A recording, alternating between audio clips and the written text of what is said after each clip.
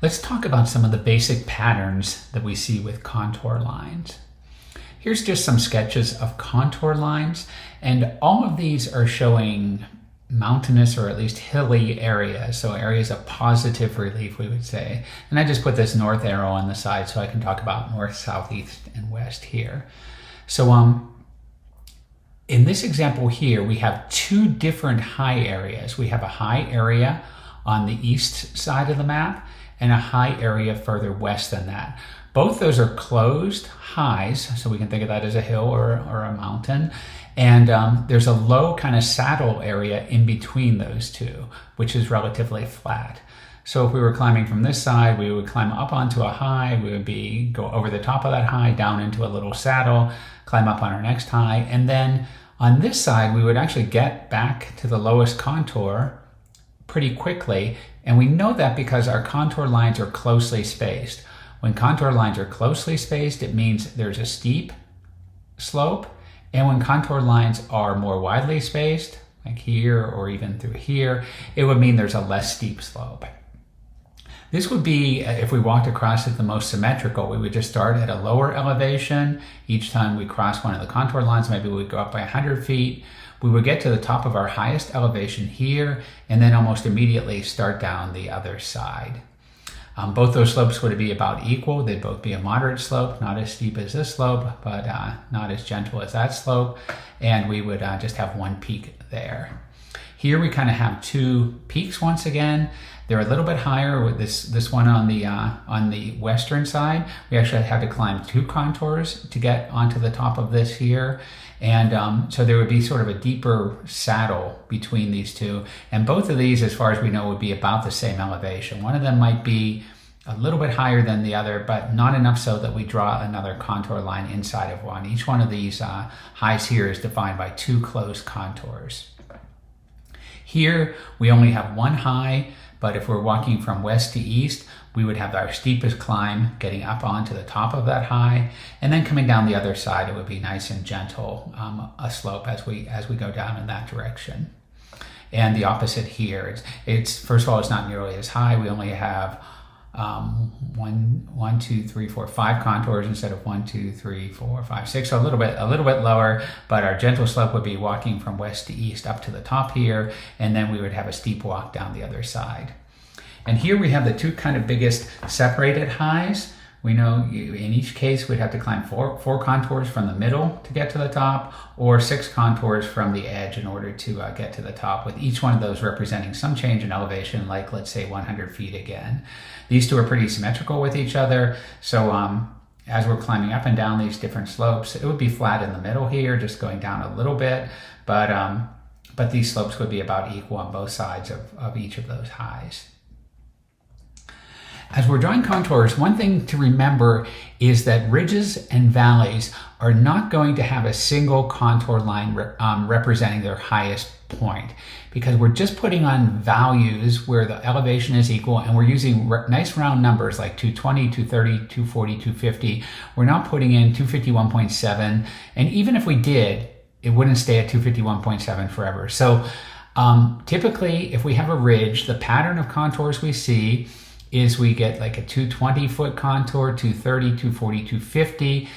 And that's right before we get to the top. We might get up to, let's say, 253, but then we start down the other side. We hit 250 again. So these values in between are somewhere between 250 and 260, which is not represented by any contour, so it has to be less than 260. And as we go over this ridge, we would see this highest contour repeated. And the same is true of valleys. If we go down into a valley, we would have these contours repeated. So we would go from 250 here, the lowest we get is 220. This valley never gets down to 230, which might be down in this area here. And so if this is, never gets down to 210. So if this is 220 here, it might get down to 215, but then it comes back up and it has to hit 220 again. And so in this way, once again, contour values on either side of valleys tend to be repeated, just like ridges, except here we get to our highest contours in the middle, and here we get to our lowest contours in the middle. And there's a lot of rules of contouring. I just tried to highlight some of the most important ones here. So the first one we talked about a lot, that contour lines connect points of equal elevation. So if you're walking along a contour line, you're not going up a hill, you're not going down a hill, you're staying at the same elevation the entire time. Another important one to remember is contour lines never cross one another, because we can't have a 200-foot contour above a 100-foot contour at one place and then the 200-foot contour below the 100-foot contour at another place. There could be exceptions like overhanging cliffs and things like that if you're mapping, depending on what you're mapping. But let's just, for our purposes, we're going to say contour lines never cross one another. If we get the closer the contours are, the steeper the slope, right? So once again, if we go back to this one here, this would be a very steep slope because the contours are closer together, and walking in this direction, the contours are separated by more distance, so that would be a more gentle slope. Concentric series of closed contours represent a hill or the top of a peak. And this is always true, right? We'd be at the highest point right when we were in the middle of that bullseye right there.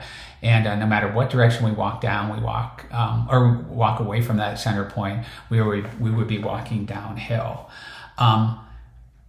Hills and closed contours are very common on contour maps. This might be something more like a volcano. If it was more like a ridge line, it could be more complicated, but we're always going to get these closed ones associated with the highest area around.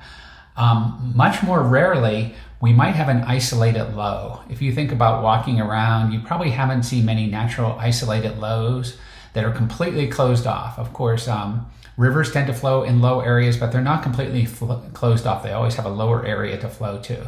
But if we literally had a hole in the ground, this is how we would represent the hole. We would put on a contour, and then we would, in this case, put another contour in it, and then we would just put these little hatchers on the inside of the contour to kind of point down in the direction the hole goes, just to distinguish them from an isolated high like this. So if we do have a closed depression on a map, we always put these hasher lines on the inside of the contour to represent which direction things are getting lower and lower here. And one more rule here that I'd like to stress is that contour lines form a V pattern when crossing streams. So you can imagine if you were walking above this stream, you might be able to walk straight across this hill. But once you get to where the stream is and you try to go from one side of the valley to the other, there's no way you can just stay flat and get to the other side because streams flow in low areas. So in order to get to the other side and stay at the same elevation, you would have to deflect your path a little bit in the upstream direction. And that's what this rule of V says, that whenever we draw contours across a stream, we're just gonna deflect them in the upstream direction and then come back on the other side like that. It's just because streams cut low areas, we have to compensate for that low by showing our contours are gonna bend towards the upstream direction.